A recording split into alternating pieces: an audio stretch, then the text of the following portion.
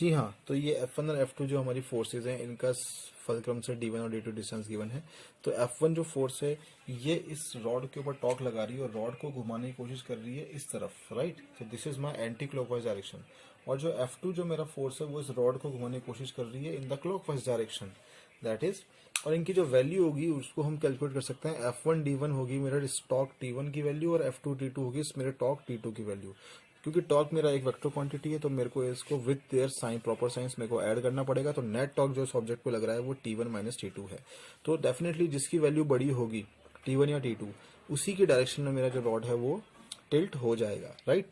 तो आप लोग समझ सकते हैं कि किस तरीके से ये मोमेंट ऑफ फोर्स, ये जो टॉर्क है ये हमारे ऑब्जेक्ट के ऊपर लगता है, ठीक है।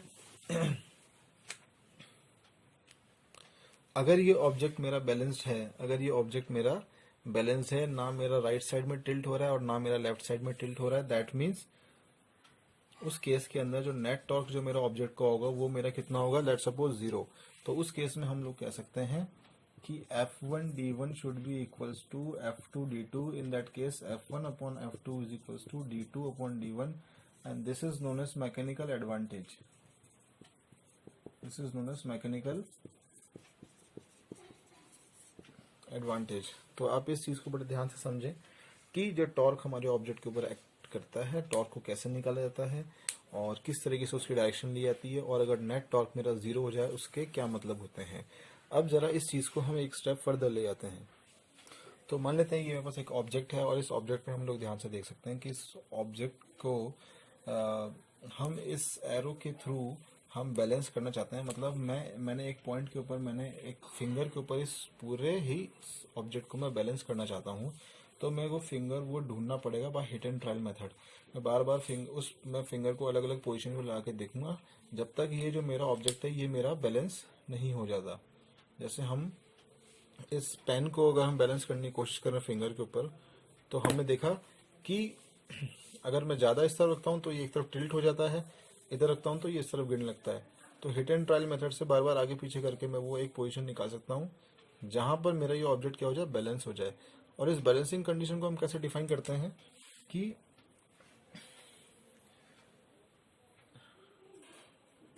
The net force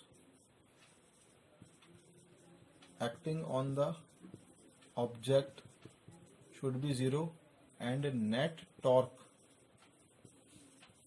acting should also be 0। तब जाके मेरा जो ऑब्जेक्ट है मैकेनिकल वो मेरा इक्विलिब्रियम में आ जाएगा। This is known as mechanical equilibrium condition. तो आपकी नेट फोर्स 0 होनी चाहिए और नेट टॉर्क 0 होनी चाहिए। अब सीधी सी बात है कि अगर इसमें छोटी सी डिस्क की अगर मैं बात करूं तो इसमें मेरे छोटे छोटे मास एलिमेंट्स हैं, ठीक है। ये अपने आप में एक मास एलिमेंट है, ये अपने आप में मास एलिमेंट है। तो इन सारे मास एलिमेंट्स को नीचे हमारी जो हमारी ग्रेविटेशन एक्सेलरेशन है हमारी अर्थ की, वो इसको अपनी तरफ क्या कर रही है, जो ग्रेविटी है इसको अपनी तरफ पुल कर रही है हर मास को, ठीक है ना। ऐसे बहुत सारे इनफाइनाइट मास इसके अंदर पॉसिबल हैं। तो ऑब्वियसली सारी फोर्सेस लग रही हैं towards the centre of earth, that is in the downward direction. अब मैंने जो यहाँ पर फोर्स लगाई है ऊपर, ये फोर्स इतनी सफिशिएंट होनी चाहिए कि इन सारी फोर्सेस के एडिशन के बराबर, दैट मीन्स जितने भी मेरे एम आई हैं इनटू जी, इसके बराबर मैं ऊपर एक फोर्स लगा रहा हूँ ऊपर एफ, और ये इन सबको क्या करनी चाहिए, बैलेंस करनी चाहिए। मतलब मैंने इतने एक अमाउंट ऑफ फोर्स लगाई मेरी फिंगर से कि ये जो प्लेट है, ये जो डिस्क है, ये इसने सारी मेरी डाउनवर्ड फोर्स को मैंने बैलेंस कर दिया है अपवर्ड फोर्स लगाने से। पहली कंडीशन तो ये। और दूसरा, ये सारी फोर्सेस क्या करेंगी, इस पॉइंट के अबाउट मोमेंट क्रिएट करेंगी, राइट। तो अगर ये वाली साइड की फोर्सेस ज्यादा हो जाएंगी तो ये मेरी जो प्लेट है ये इस तरफ टिल्ट होके गिर जाएगी।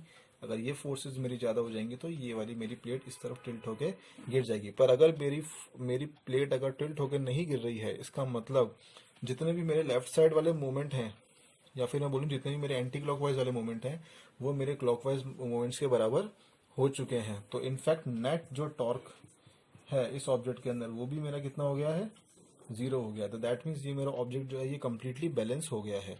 तो इस पॉइंट पे जहाँ पर मेरे नेट फोर्सेस और नेट टॉर्क मेरे 0 हो जाते हैं, इस पॉइंट को हम बोलते हैं सेंटर ऑफ ग्रेविटी। हाँ, बस आपको बात बस इतनी सी ध्यान रखनी है कि ये जो जितने भी टॉर्क हमने कंसिडर किए हैं वो सिर्फ और सिर्फ स्ट्रिक्टली हमने ग्रेविटेशनल फोर्सेस वाले टॉर्क हमने कंसिडर किए हैं। अगर ऑब्जेक्ट में कोई दूसरे टॉर्क लग रहे हैं तो फिर वो सेंटर ऑफ ग्रेविटी के अंदर उनका कोई कंट्रीब्यूशन नहीं रहेगा। सेंटर ऑफ ग्रेविटी स्ट्रिक्टली हम बात करते हैं जितने भी ग्रेविटेशनल फोर्सेस इस ऑब्जेक्ट पे लग रहे हैं उनकी वजह से ऑब्जेक्ट मेरा स्टेबल बना हुआ है, वो कहीं भी किसी भी एक साइड में टिल्ट नहीं कर रहा है, नेट टॉर्क 0 हो रहा है। तो उस पॉइंट को जहां मैंने अपनी उंगली लगाई है और मेरा ऑब्जेक्ट बैलेंस है उसको हम बोलते हैं सेंटर ऑफ ग्रेविटी। और जनरली ज्योमेट्रिक बॉडीज के अंदर जिनकी रेगुलर शेप होती है उनका सेंटर ऑफ मास और सेंटर ऑफ ग्रेविटी जो होता है वो उनके कोइंसाइड करते हैं। ठीक है, तो इस चीज को भी आप ध्यान में रखिए, दिस इज वेरी इंपॉर्टेंट।